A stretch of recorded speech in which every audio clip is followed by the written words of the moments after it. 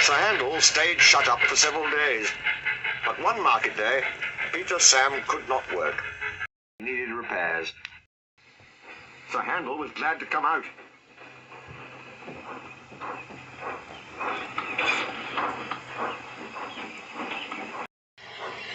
He tried to be kind.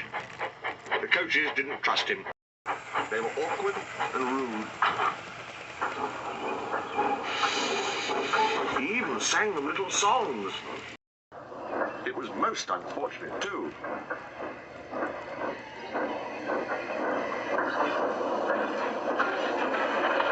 That Sir Handel had to check suddenly to avoid running over a sheep.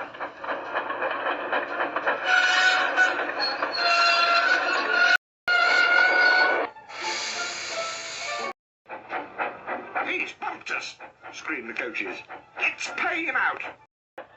The coaches knew that all engines must go carefully at a place near the big station. But they were so cross with Sir Handel that they didn't care what they did. They surged into Sir Handel, making him lurch off the line. Luckily, no one was hurt. Sir Handel limped to the shed. The thin controller inspected the damage. "No more work for you today," he said. "Bother those coaches. We must take the village people home and fetch the tourists, all without an engine." "What about me, sir?" said a voice. "Skarloey!" he exclaimed. "Can you do it?" "I'll try," answered the old engine.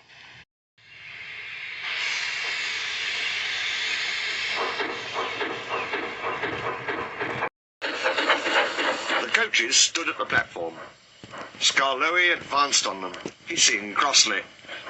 "I'm ashamed of you," he scolded. "Such behaviour! You might have hurt your passengers. On market day, too." "We're sorry, Skarloey. We didn't think.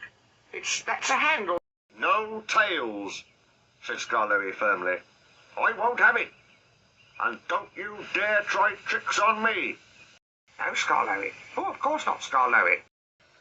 Skarloey might be old and have dirty paint, but he was certainly an engine who would stand no nonsense.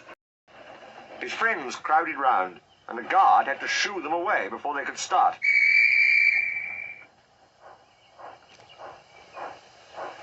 Skarloey felt happy. He remembered all the gates and stiles where he had to stop and whistle to his friends. The sun shone, the rails were dry. This is lovely.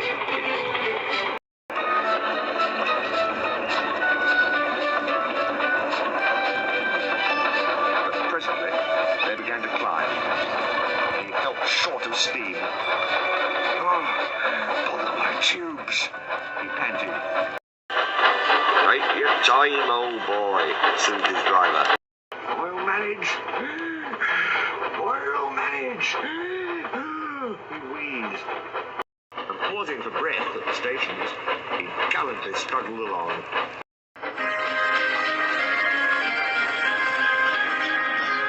After a rest at the top station, Skarloey was ready to start. It'll be better downhill, he thought.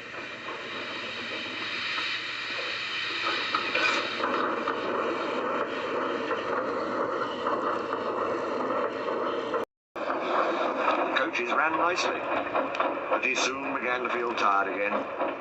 His springs were weak, and the rail joints jarred his wheels. Then with a crack, a front spring broke, and he stopped. "I feel all crooked," he complained. "That's torn it," said his driver. "We'll need a bus now for our passengers." "No," pleaded Skarloey. "I'd be ashamed to have a bus take my passengers. I'll get home or burst," he promised bravely. The thin controller looked at his watch and paced the platform. James and his train waited impatiently too. They heard a hoarse beep, beep. Then groaning, clanging and clanking, Skarloey crept into sight. He was tilted to one side and making fearful noises, but he plodded bravely on. I'll do it! I'll do it!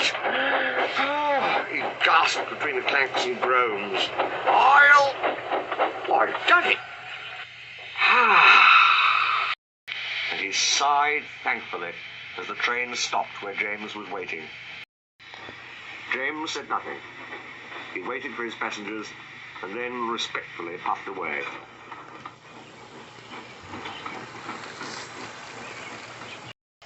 "You were right, sir," said Skarloey to the owner that evening.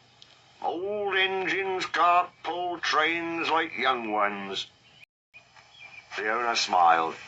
"They can if they're mended, old faithful," he said. "And that's what will happen to you. You deserve it." "Oh, sir," said Skarloey happily. Sir Handel is longing for Skarloey to come back. He thinks Skarloey is the best engine in the world.